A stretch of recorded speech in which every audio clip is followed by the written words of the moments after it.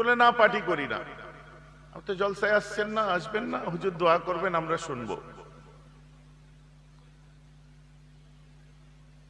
আমাদের ওখান থেকে একটু দূরে, কারণ আবার ফিরতে হবে তো, অনেক রকম কথাবার্তা শুনতে পেলাম, খারাপ লাগলো আমাকে শুনে। আমি বলেছিলাম তাদের, দেখুন আমার জলসা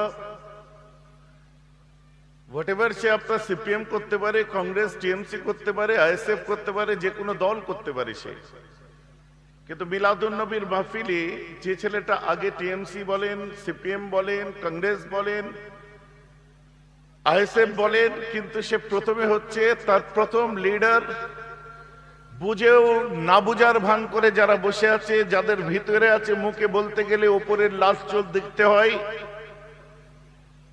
তারাও জানে। আবার যারা আপনার সিপিএম করে তারাও জানে, টিএমসি করে তারাও জানে, আর আমার ছোট ভাইয়ের পার্টি যারা করে তারাও জানে যে আমাদের সব লিডারের মূল লিডার হচ্ছে হযরত মুহাম্মদুর রাসূল সাল্লাল্লাহু আলাইহি ওয়াসাল্লাম। অতএব ওনার মিলাদে, ওনার আলোচনা সভা মিটিং এ গিয়ে বসতে গেলে কোনো জার্সি পড়তে হয় না, তখন শরীয়তের জার্সি পরে বসে পড়ি। তো কেন আপনাদের মনে হবে যে ওই জলসায় কারা কে করছে না করছে সব মাথায় ঢুকবে কেন? তাহলে ঢুকালে তো আগে আমি ঢুকাতে পারি। কখন টিএমসি লিডাররা জলসা কমিটির মধ্যে আছে, চলে গেলাম। আইএসএফ এর লিডাররা জলসা কমিটিতে আছে, চলে গেলাম। কংগ্রেসের লিডাররা জলসা কমিটিতে আছে। আমি বলে দিই, দেখো, পরে তোমার পার্টি, আগে তোমার রাসূল। কথাটা আমার বুঝতে পারছেন কিনা? অতএব এই ধরনের মানসিকতা নিয়ে যদি কেউ মনে করেন যে মিলাদুন নবীর জলসা আজকে এই জায়গা, তাদের ইমানের খাতরা হয়ে যাবে। কি বললাম? তাদের ইমানের খাতরা হয়ে যাবে। অতএব সব সংকীর্ণতার ঊর্ধ্বে গিয়ে perhaps the greatest leader of all times was Muhammad, বিশ্বের বুকে সর্বকালের শ্রেষ্ঠ লিডার যিনি, তিনি আমার নেতা, তোমার নেতা, বিশ্বনবী মুস্তাফা। বলুন সুবহানাল্লাহ। তো যাই হোক, তো সেই সমস্ত মানুষ যারা দূরে আছে, কাছে আছে, এদিকে ওদিকে আছে, সকলকে আমার অন্তরস্থল থেকে জানে আন্তরিক শুভেচ্ছা, মোবারকবাদ, আমার সালাম। পর্দার অন্তরালে মা বোনেরা আছে, তাদেরকে অনেক শ্রদ্ধা, সালাম। চিন্তা করছিলাম কি বিষয় নিয়ে আলোচনা করব, কারণ ইসলাম এমন এক ধর্ম, যে ধর্ম আপনার আমার সামাজিক দিকে শিক্ষা দেয়, পারিবারিক দিক শিক্ষা দেয়, রাজনৈতিক দিকে শিক্ষা দেয়, আপনার আমার চলাফেরা, উঠা বসা, তহজিব, তামাদ্দুন, সংস্কৃতি, কালচারের শিক্ষা দেয়। লাইফস্টাইল কেমন হবে এই শিক্ষা ইসলাম দেয়। তার মধ্যে আপনার পারিবারিক জীবন আছে, সাংসারিক জীবন আছে, আন্তর্জাতিক জীবন আছে, এমনকি আপনার রাজনৈতিক জীবনও লুকিয়ে আছে। All in one, and is reverenced by a large section of human race. That is my Islam. কোন দিক নেবো, কোন দিক ছাড়বো, এই বিশেষ করে বক্তাদের জন্য বড় সমস্যা হয়ে যায়। কারণ একটা নায়াব ইউনিক পার্সোনালিটি ছিলেন আমার রাসূল। যে কোনো দিক দিয়ে তাকে আলোচনা করবেন, যে কোনো দিক নিয়ে তাকে ভাববেন, আপনি আপনার মতো করে ঠিক মিলিয়ে নিতে পারবেন। সব সমস্যা হল হলো আমার রাসূল। বলুন সুবহানাল্লাহ।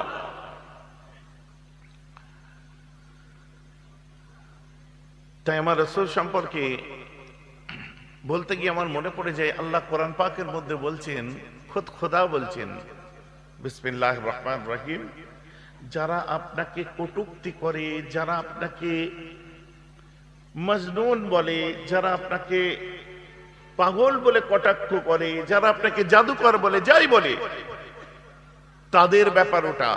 কিন্তু আমি আল্লাহ বলছি, ইন্নাকা লাআলা খুলুকিন আযীম, Muhammad, I can give you a great regard. আমি আল্লাহ বলে দিচ্ছি, আমি আল্লাহ আপনাকে মহান চরিত্র, মহান আখলাকের অধিকারী করেছি। বলুন সুবহানাল্লাহ।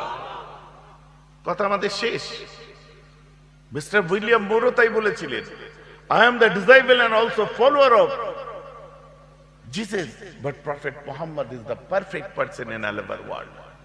আমি ধর্মসূত্রে খ্রিস্টান, বাপ দাদু সূত্রে খ্রিস্টান, তথাপি সত্য বলতে আমার মুখে বাঁধে না। আমি আমার ধর্মের নবী ঈসা নয়, জিসাস নয়, বরং আমি ইসলামের নবী মুহাম্মদকে বিশ্বের মধ্যে খাঁটি এবং শ্রেষ্ঠ বলে মনে করি। বুঝতে পারছেন? পরে বলছে he was the matter mind that only his own age but for all ages. তিনি কেবলমাত্র সেই কালের একজন মনীষী ছিলেন না, তিনি সর্বকালের সর্বশ্রেষ্ঠ, সর্বযুগের সর্বশ্রেষ্ঠ, সর্বসময়ের সর্বশ্রেষ্ঠ মনীষী ছিলেন। আর তার আদর্শ কেবল তার জন্ম থেকে নিয়ে 63 বছরের মধ্যে সীমাবদ্ধ ছিল না। আমার রাসূলের যা খুলুকুল আযীম, তার জন্ম থেকে নিয়ে কিয়ামত পর্যন্ত মুসলমান নয় বরং মানব জাতির কাছে দৃষ্টান্ত রেখে গেছে। বলুন সুবহানাল্লাহ। এই আলোচনা করলে অনেক রাত কেটে যাবে। মিস্টার ডেভেনপোর্ট একজন ইংরেজ আমেরিকান লেখক, বিখ্যাত লেখক। বুঝতে পারছেন তো আমার কথা? আরে বাবা, কোরআন হাদিস তো আমি বলবো আবার, কিন্তু আমার এখানে সব যুবক শিক্ষিত ইয়াংস্টাররা বসে আছে, ওদেরকেও তো কিছু খোরাক দিতে হবে। কালকে কলেজে যাবে, ইউনিভার্সিটিতে যাবে, যাওয়ার পর বিভিন্ন কথা শুনবে।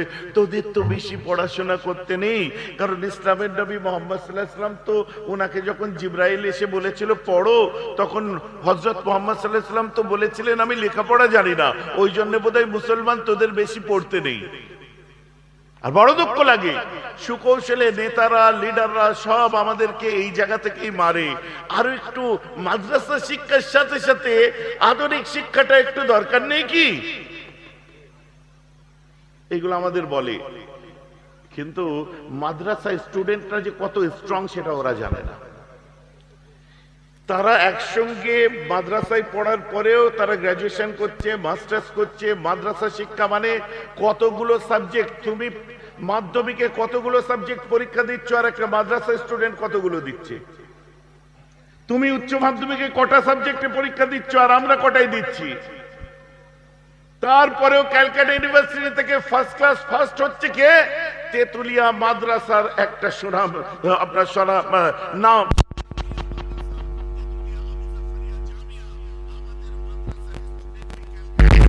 ফার্স্ট ক্লাস ফার্স্ট হচ্ছে। তো তুমি পড়ে করছো কি? একবার সুযোগ দিয়ে দেখো না, ফাটিয়ে দেবো আমরা।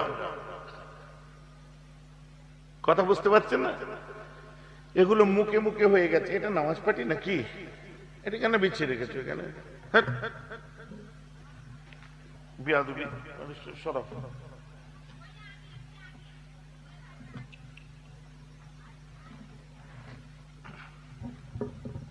ভাই আমার কথা বুঝতে পারছেন?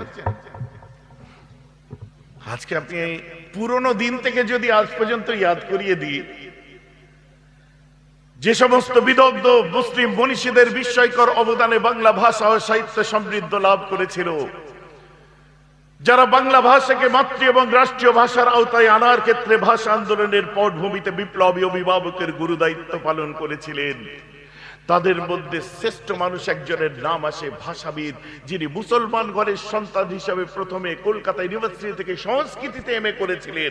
নাম হচ্ছে ডক্টর মোহাম্মদ শহীদুল্লাহ। তিনি ভাষা আন্দোলনে ঝাঁপিয়েছিলেন এবং ভাষা আন্দোলনকে মর্যাদা দিতে পারার পরে বললেন, আমার পীর, আমার শেখ, আমার গুরু আবু বকরের হুকুম নিয়ে এবং তার দোয়া নিয়ে ভাষা আন্দোলনে ঝাঁপিয়েছিলাম, আজ বাংলা ভাষাকে মর্যাদা দিয়ে ছাড়লাম। বলুন সুবহানাল্লাহ। আমি এটা মাঝে মধ্যে বলি, দেখবেন যে আমাদের সঙ্গে সবাই এমনি কথা বলে, যখনই আমাদের নামটা শুনে ফেলে ক্যা নাম হ্যায় না এই নাম, বলছে ও আপ মুসলিম হ্যায়। বেশ তো বাংলা বলছিলেন, আবার হিন্দি কোথার থেকে আসছে? মানে মুসলমান বাঙালি হতে পারে এটা মাথা থেকে বেরিয়ে গেছে। আমাদের বাঙালিদের ছেলে, আরে হিন্দু বাঙালি আছে, মুসলিম বাঙালি আছে, হিন্দু হিন্দি ভাষী আছে, মুসলিম হিন্দি ভাষী আছে, হিন্দু ইংলিশ ভাষায় কথা, ব্রিটিশ মুসলিমও আছে, ব্রিটিশ খ্রিস্টান হিন্দুও আছে। তো হতে পারে, ভাষার সঙ্গে কি যায় আছে? তো ভুলিয়ে দিয়েছিল যখন মুসলমান বাঙালি হতে পারে না, তখনই ভাষা আন্দোলনের পটভূমিতে এমন এক মুসলিম উঠে এসেছিলেন, যিনি শুধু বাংলা নয়, যিনি সংস্কৃতিতেও ক্যালকাটা ইউনিভার্সিটি থেকে এমএ করেছিলেন, প্রথম সন্তান। তিনি পীর আবু বকরের ছিল আপনার স্নেহধন্য, এবং তিনি ছিলেন এই মাদ্রাসার ছাত্র। জোরে বলুন না সুবহানাল্লাহ। কথা বোঝা যাচ্ছে? এরকম যদি আমি স্টার্ট করি, প্রফেসর আব্দুল খালেক থেকে আরম্ভ করি, এক চিটকা যদি আরম্ভ করি, আঙ্গুলের মাথা ক্ষয়ে যাবে গান গুনতে গুনতে। আর যে কটা বেরিয়েছে সে কটাই হিরো, যে কটা বেরিয়েছে সে কটাই শীর্ষস্থানে কম্পিটিশন করেছে। যেমন ওইদিকে মোগল সম্রাট আকবরের নাম যেখানেই শুনছেন, উল্টো দিকে মুজাদ্দেদ আল ফিসানির নাম শুনতে পাচ্ছেন। যেখানে আপনি শুনতে পাচ্ছেন শাহজাহানের কথা, ওখানে শুনতে পাচ্ছেন মাসুম রাব্বানির কথা। যেখানে আপনি গান্ধীজির কথা শুনছেন, ওদিকে আবুল কালাম আজাদের কথাও শুনতে পাচ্ছেন। কথা আমার বুঝতে পাচ্ছেন কিনা? যেখানে আপনি শুনতে পাচ্ছেন বিবেকানন্দের কথা, উল্টো দিকে সেখানেই শুনতে পাচ্ছেন পীর আবু বকরের কথা। এরাও কম্পিটিশনের সমান তাল মিলিয়ে গেছে, কিন্তু বর্তমান সময়ে এদেরকে গোলামি হিসাবে এদের মাথায় ঢুকিয়ে দিয়েছে যে তোরা গোলামি করবি, তোদের মাথায় ওঠার ক্ষমতা নেই। এটা মস্তিষ্ক আপনার কি বলে মগজ ধুলাই করা হয়েছে। কথাটা আমার বুঝতে পাচ্ছেন কি পাচ্ছেন না? সিস্টেম আমাদের কেমন করছে। আমার কথা কেউ খারাপ ভাবে নেবেন না। 22 বছর ধরে এই বক্তব্য আমি দিই। 22 বছর ধরে আমার এই বক্তব্যের পিছনে কেউ কোনো রং যেমন খুঁজুনি, মাথায় রাখবে এটা মেহরাব সিদ্দিকী, এর পিছনে রং খুঁজতে যেও না। কারণ 22 বছর এই ভাষাতেই আমি কথা বলি। ন্যায়টা ন্যায়, অন্যায়টা অন্যায় বলি। 4 দিনের চারানার নেতারা চাল ভাজা খেয়ে যেন চুলকুনি না বাড়ায়। কথাটা আমার বুঝতে পারছেন কি পাচ্ছেন না? 22 বছরের বক্তব্য, আমার ভাষণ। রাজ্যের সিএম থেকে নিয়ে বিভিন্ন মন্ত্রী থেকে নিয়ে অপোজিশন পার্টি থেকে নিয়ে সবাই জানে যে ন্যায়ের পক্ষে সত্য কথাই চিৎকার করে বলে। কেউ কোনোদিন নাড়া দেয়নি, এখানে নাড়া দেওয়ার দরকার নেই। আর আমার কথা যদি পলিটিক্যাল কালার চড়াতে চাও, ওটা তোমার ব্যক্তিগত ব্যাপার। কিন্তু আমি ন্যায় সত্যের খাতিরে আমার জাতির জন্য বলেছি, বলছি, বলবো। এখানে আমার মুজাদ্দেদ জামানকে আমি আইডিয়ালাইজ করেছি। তোমার মতো কোনো হিরো, আপনার হিরো বলো আর ভিলেন বলো, তোমাদের মতো ভিলেন হিরোদের জিরোর চোখে দেখে আমি কথা বলি। কথাটা আমার বুঝতে পারছেন তো? বাকি রইল আজ এখানে বসেছি, সেই সেরা মানুষটাকে নিয়ে আলোচনা হবে, যার আদর্শ সামনে রেখে, মুখে হাসি রেখে, মুখে সুন্দর কথা বলে উসওয়ায়ে হাসানা মানুষের সামনে যে তুলে ধরতে পেরেছে। তাই আমার নবীজি সবাইকে এই শিক্ষাই দিয়েছিলেন, উদউ ইলা সাবিল রাব্বিকা মাউইযাতান হাসানা। যখন তুমি মানুষকে দ্বীনের পথে, ধর্মের পথে নিয়ে আসবে না, তখন সুন্দর করে সুমিষ্ট ভাষায় তাদেরকে বলবি। যতই ভায়োলেন্স থাক, যেন মুখ থেকে হাসি সরিয়ে দেবে না। কথাটা আমার বুঝতে পারছেন কি পাচ্ছেন না? যার জন্য বুকের হাসি আমরা সরিয়ে কথা বলি না।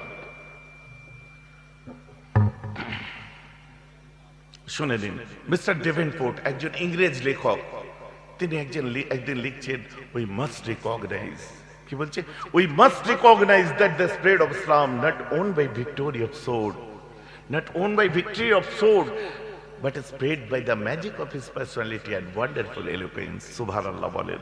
বলছে ইসলামের নবী মুহাম্মাদের বদনাম করে সত্যের অপলাপ করো না। কে বলেছে ইসলাম পৃথিবীতে তলোয়ারের দ্বারা এসেছে?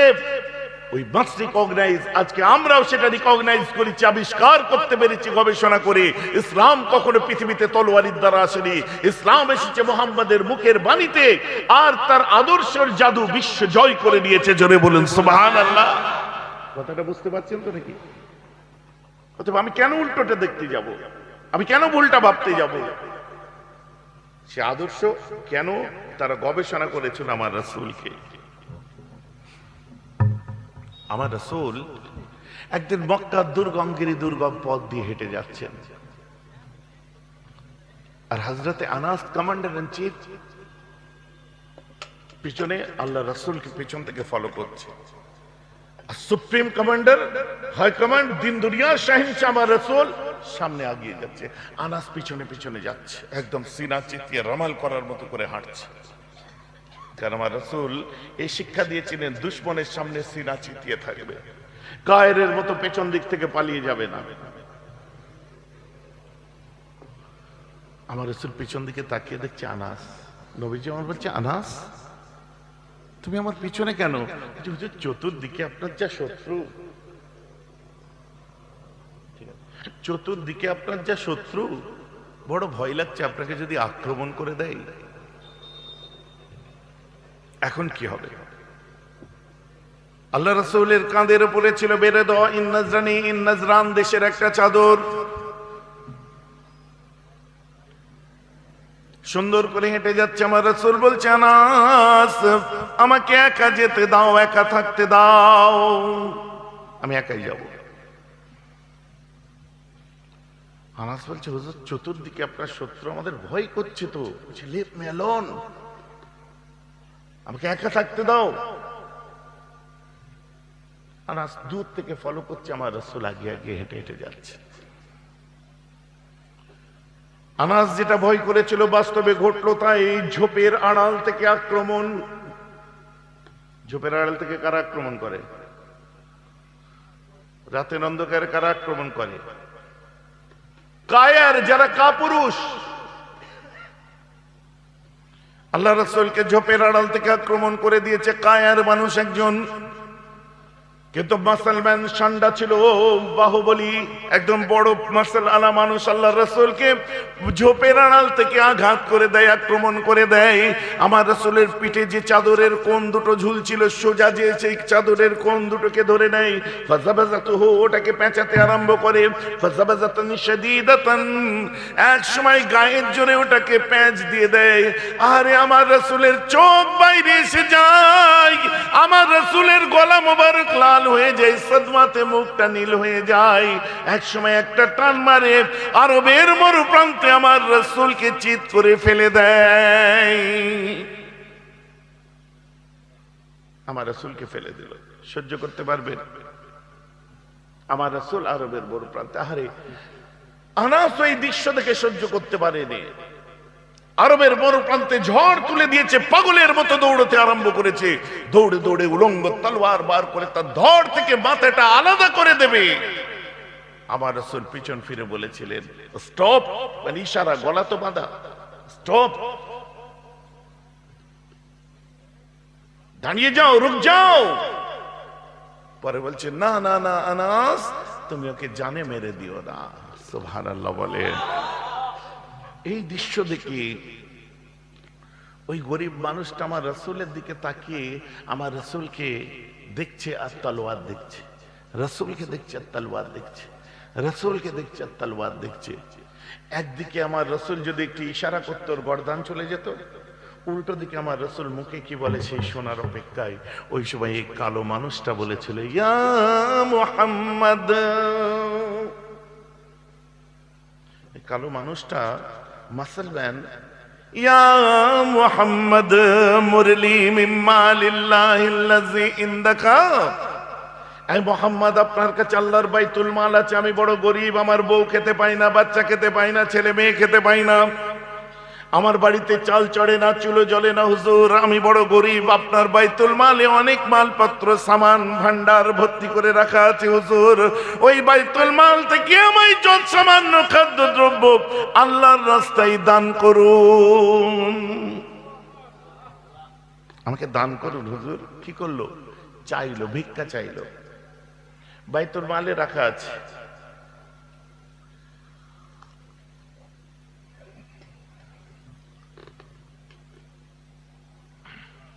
আমি প্রশ্ন করছি, দুনিয়ার কোন নেতার যদি আজ সরাসরি ওয়াজ শুনুন, দুনিয়ার নেতা বলতে গেলে ওইসব নেতা মাথায় খেলিয়ে নেবেন না। হ্যাঁ, ওর যদি একবার গলায় গামছা দিত ও তো মেরে ফেল দিত, ওর যদি পেঁচিয়ে ফেলে দিত, মাথায় আসে আসুক, আমার আপত্তি নেই, হ্যাঁ আসতেই পারে, এসুক, আমার কি আছে। আমি সুজা করাতকল বোঝেন? করাতকল বোঝেন না? কাঠচেরা, ওই কাঠচেরা মেশিন করাতকলের তলায় ও ব্লেড এসে কাঠ চেরে না, কাঠ ব্লেডের কাছে যায়।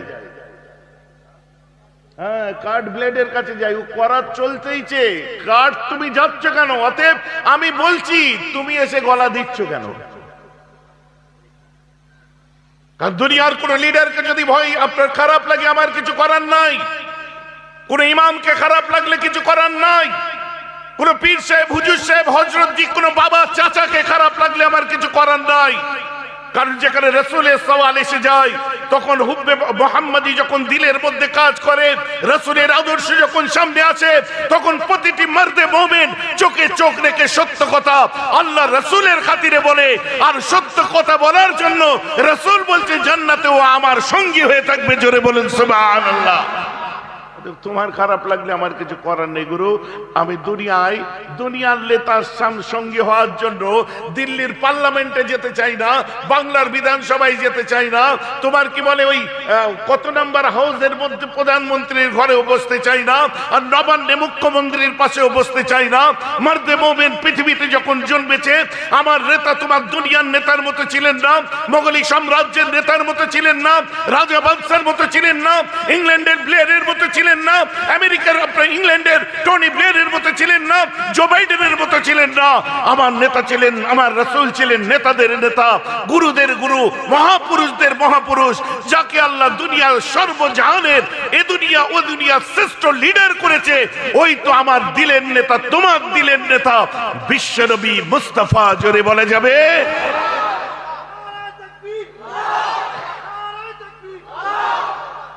এখানে অস্বীকার করতে পারবেন কেউ? অতএব তোমার যদি দুনিয়ার জন্য তোমায় শুনতে খারাপ লাগে, আমাকে রাসূলুল্লাহর জন্য বলতে ভালো লাগে। ভাইজান খারাপ লাগছে না কি শুনতে? সেই মেহরাব ভাই যখন বামফ্রন্ট ছিল বহু চেষ্টা করেছিল কালার লাগাবার জন্য, বুঝতে পারছেন না? কারা চেষ্টা করেছিল? লোহা ছাড়া লোহা কাটা যায় না।